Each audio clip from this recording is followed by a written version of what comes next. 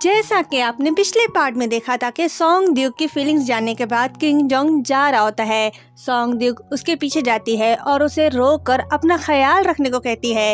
ये सुनते ही king Jong उसके पास जाता है।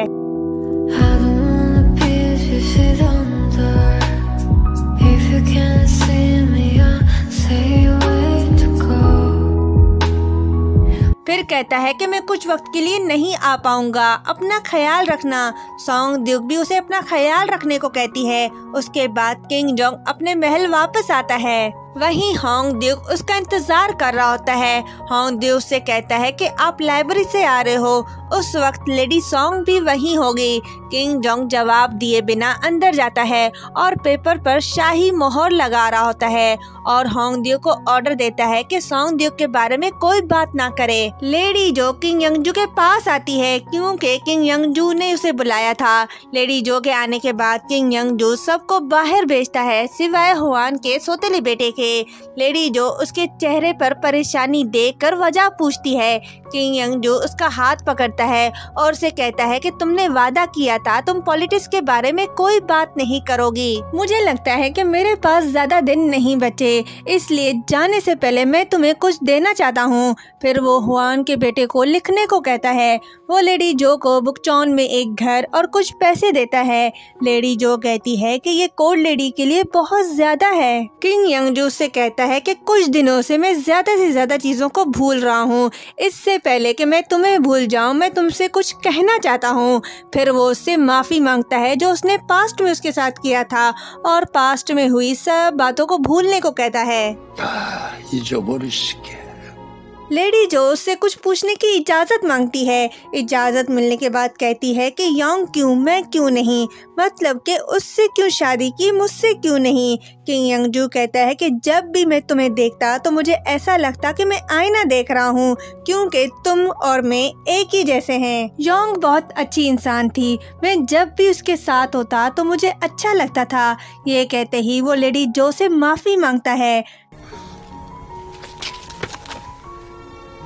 लेडी जो बाहर आती है और हुआन के बेटे से कहती है कि वो अपना घर प्रिंसेस हुआन को देना चाहती है और उसे कहती है कि हुआन को मेरा मैसेज दो कि बहुत जल्द ही किंग जोंग बादशाह बनेगा और सब बदल जाएगा। उससे कहो कि खुद को संभाले क्योंकि बहुत जल्द ही उसे महल छोड़ना होगा। ये सुनकर हुआन का बेटा अपनी माँ के पास आता है और उसे बताता है कि वो अब इस महल में नहीं रुक सकती।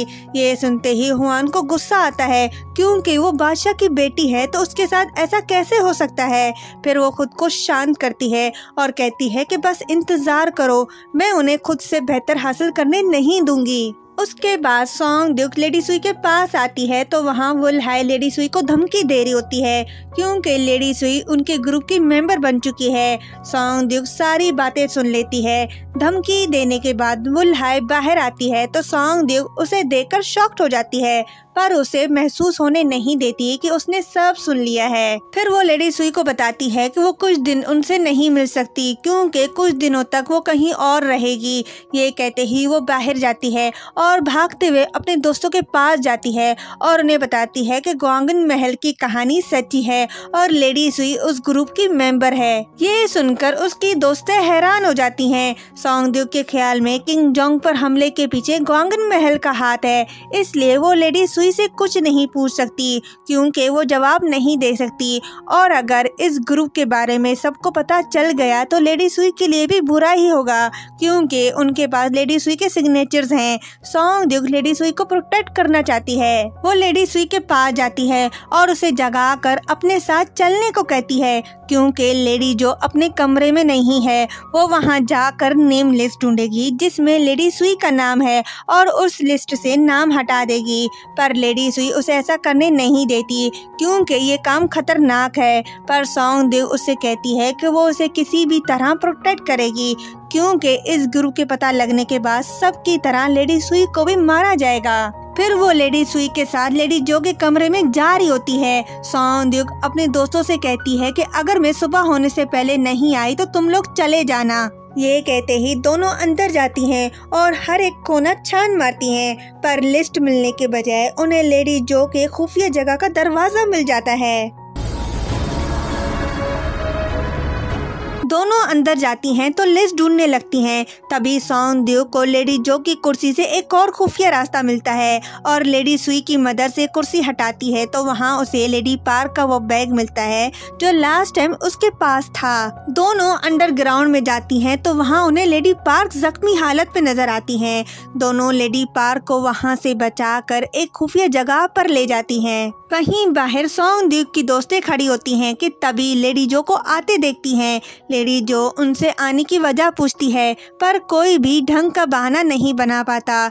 उनकी बातें सुनकर लेडी जो अंदर जाती है तो उसे अंदाजा हो जाता है कि कोई उसके कमरे में आया था। फिर वो अपने खुफिया रास्ते से अंदर जाती है तो उसे पता चलता है कि लेडी पार्क वहाँ नहीं है। नेक्स्ट डे किंग जोंग और बिन हो को दिखाया जाता है। बिन हो किंग जोंग को उदास देखकर खुश होने का मशवरा देती है पर किंग जोंग से कहता है कि गद्दारी हुई और मेरी जान को खतरा था पर मुझ पर यकीन करने के बजाय मुझ पर शक किया गया। क्या मुझे अब भी मुस्कुराना चाहिए? डैड के मरने के बाद मैं कभी नहीं मुस्कुराया। ये कहते ही वो बाहर आता है तो कोल्ड लेडीज को देखकर सॉन्ग द्यू के बारे में सोचते हुए कहता है कि मैंने अपनी माँ से झूठ कहा कि मैं कभी नहीं मुस्कुराया पर तुमसे मिलने के बाद मैं हमेशा मुस्कुराता हूँ। तुमने मुझे हमेशा खुश किया है। प्रिंसेस हुआन लेडी जो से मिलने जाती है और उसे कहती है कि कोई ऐसा रास्ता तलाश करो जिससे किंग जोंग का बादशाह बनना मुश्किल हो। ये सुनते ही लेडी जो उससे हाथ मिलाती है और उसके सामने लेडी जंग को हाजिर करती है और कहती है कि ये तुम्हारी हेल्प करेगी। दावत का दिन आता है। किंग जोंग और बाकी सब भी आ जाते हैं। किंग यंग जो क्वीन जंगसुन के साथ आता है और सबको एक साथ देखकर बहुत खुश होता है पर वो नोट करता है कि किंग जोंग खुश नहीं है। वो उससे वजह पूछता है। किंग जोंग उससे कहता है कि ऐसी कोई बात नहीं, मुझे पता नहीं था कि मुल्क पर हुकूमत करना इतना मुश्किल है। किंग यंगजू मुस्कुराता है और उसे समझाता है। फिर वो क्वीन जंगसुन से कहता है कि ये खाना हम सब के लिए काफ़ी नहीं है। क्वीन जंगसुन बताती है कि सब ने उसके लिए खाना तैयार करवाया है। फिर वो सॉरी फील करती है क्योंकि उसने ऐसा कुछ नहीं किया। किंग यंगजू उसे तसल्ली देने के लिए उसका हाथ पकड़ता है। क्वीन जंगसुन खुश हो जाती है और किंग यंगजू से कहती है कि वो गैस करे कि किसने कौन सी डिश तैयार करवाई। किंग यंगजू को ये बात पसंद आती है। क्वीन जंगसुन नौकरानी को खाना लाने का हुक्म देती है। लेडी जो जा रही होती है कि हुआन का बेटा उसे रोकता है और उसे पूछता है कि अंदर क्या होने वाला है। दरअसल उसे अंदाजा हो गया है कि कुछ तो होने वाला है। उसने अपनी माँ से भी पूछा था पर उसने उसे कुछ नहीं बताया। तभी वो लेडी जो से पूछता है पर लेडी जो भी उसे कुछ नहीं बताती। किंग यंगजू के सामने खाना रखा जाता है। वो अंदाजा लगाता है कि ये खाना प्रिंसेस हुआन ने बनाया होगा। फिर वो दूसरी डिश लाने का हुक्म देता है। प्रिंसेस हुआन इंतजार में होती है कि किंग जोंग का बना खाना लाया जाए क्योंकि उन्होंने किंग जोंग की तरफ से बने खाने को उस खाने में चेंज किया जिससे किंग यंगजू को सबसे ज्यादा नफरत है। नौकरानी डिश पेश करती है। किंग यंगजू खाने से पर्दा हटाता है तो क्रैब्स देखकर चौंक जाता है। तभी दिखाया जाता है कि लेडी जो मुस्कुरा रही होती है क्योंकि ये सब लेडी जो का प्लान था जो उसने होंग यो के साथ बनाया था। उसे पता था कि किंग यंगजू को क्रैब्स से सख्त नफरत है क्योंकि किंग यंगजू ने अपने भाई को मारने के लिए क्रैब्स पर जहर डाला था और अगर किंग यंगजू के सामने ये खाना रखा जाएगा तो किंग जोंग के साथ क्या होगा ये वो अच्छी तरह से जानती थी। लेडी जो का अंदाजा बिल्कुल सही था। किंग यंगजू का गुस्सा 7वें आसमान पर होता है और हर एक की तरफ देख रहा होता है। फिर गुस्से से गर्म लोहा निकाल कर हर एक से पूछ रहा होता है कि ये खाना किसने बनवाया है और यहीं पर ये पार्ट एंड होता है। क्या होगा किंग जोंग के साथ जब किंग यंगजू को पता चलेगा कि ये खाना किंग जोंग की तरफ से पेश किया गया है, ये सब हमें नेक्स्ट पार्ट में पता चलेगा। प्लीज चैनल को सब्सक्राइब करें, वीडियो को लाइक शेयर करें।